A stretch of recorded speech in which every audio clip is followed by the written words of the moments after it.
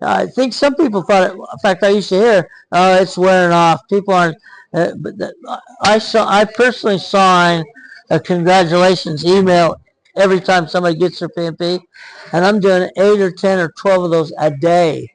So don't tell me the interest is dying. The interest is growing everywhere but in America. I mean, we're not saturated, but we've got a lot of people in America. Africa, everywhere I go, they're all talking about the PMP. They're afraid of it.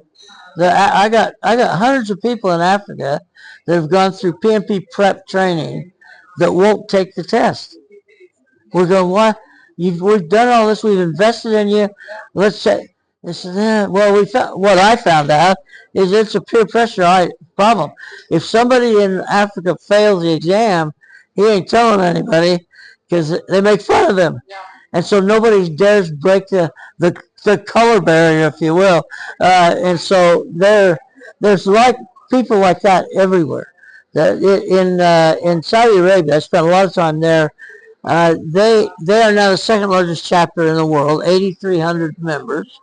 8,300 members, and they'll be, I don't know if they'll top, Washington, D.C. has 12,000.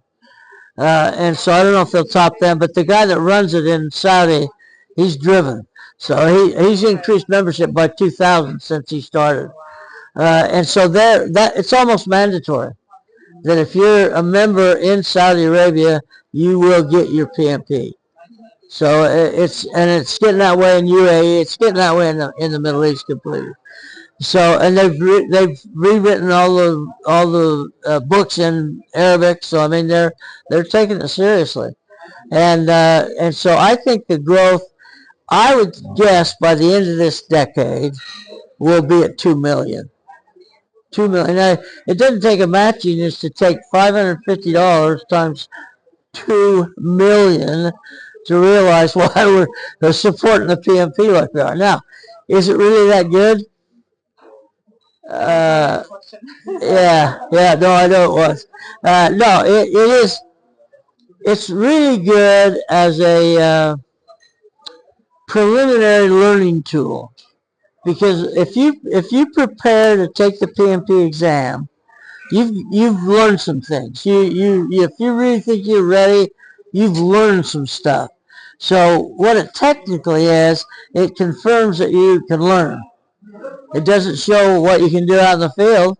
I mean, and so what happened is in the 80s and 90s, and even the 2000s, we started to have a lot of people getting the PMP who shouldn't have gotten it.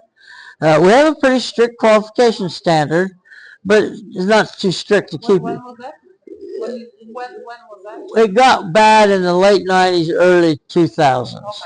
And so, yeah, so people were saying, well, you know, I haven't really been managing projects that long. Well, get this, because it's going to be a job, insurance for a job. And that's what it became for a while, is if you're PMP, you're higher qualified than someone who isn't.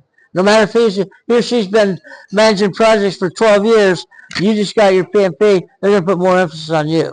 So that became a driver. So we had a lot of reasons why, but the problem was that created, for me, is that the credibility of the PMP went down, because you've got people qualifying, getting their PMP, going to work, being hired because they have their PMP, and then suck on the job, not be able to do the job. Well, instead of saying, well, that Bob, they don't say that. They said that PMP is not worth what we invested. Because a lot of these companies invested a lot of money to send people. In the early days, it was great, because if you pass the exam, you get a $5,000 bonus from your. They found out they can't do that because there were too many of them. So now you don't get, but at least they'll pay. Oftentimes they'll pay for your school and for your exam. So I worry about, I call them paper PMPs. They don't really know jack, but they pass the exam. They're like, I hate to say it, they're like students. They've learned how to study. They know what it takes to study. Shit, let's go get a PMP. It's just another study. That's really all it is. Until you have hands-on experience, you're just a student that passed the test. So we measured, we said 3 years experience. You got to have 3 years of experience. And we toughened that up in the last few years where we really audit. We audit about 32% of the applications. And we catch people. We don't catch liars, at least they say they're not.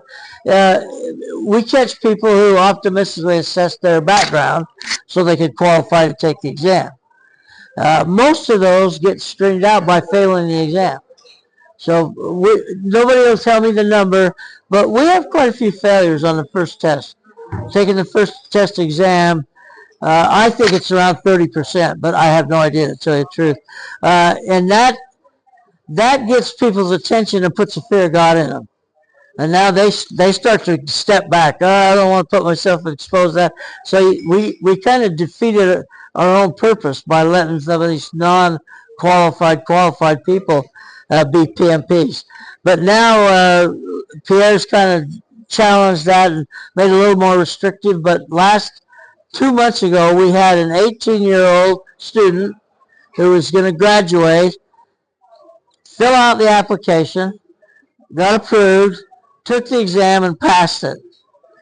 And so somebody said, did you hear about the guy in Dayton, Ohio? I said, no, he told me. I said, well, that's impossible. He couldn't have passed it. He shouldn't have ever even been qualified. He didn't have enough experience. So we hauled the guy in, and he wasn't trying to cheat.